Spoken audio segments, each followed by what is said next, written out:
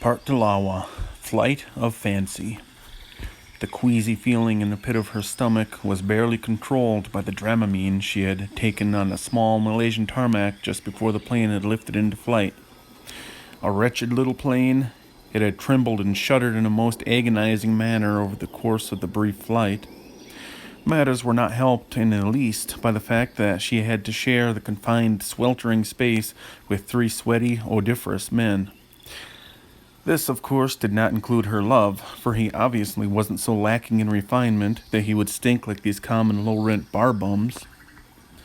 The plane banked and curved, giving her the first glimpse of the island of Laut Galap. They must be getting ready to make their landing, and she, for one, could not wait to get her feet on a solid, immovable land once more.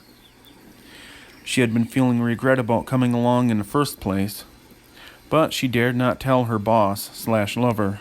After all, he had invited her to be his personal assistant, and it was an outstanding opportunity for her.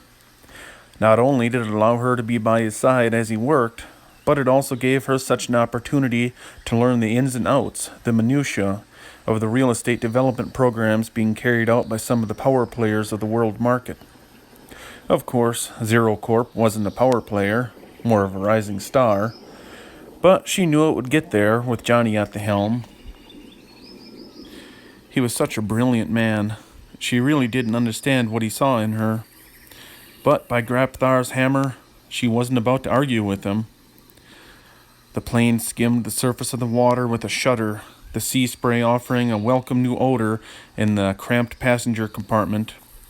The bags and cases they had brought along rattled and shifted. Everyone's heads bobbed and jerked a bit, making them all appear a bit like some disco-jiving dancers. Her stomach was in a knot from the jostling. She had to summon up all her focus and concentration to not vomit right here in front of everyone.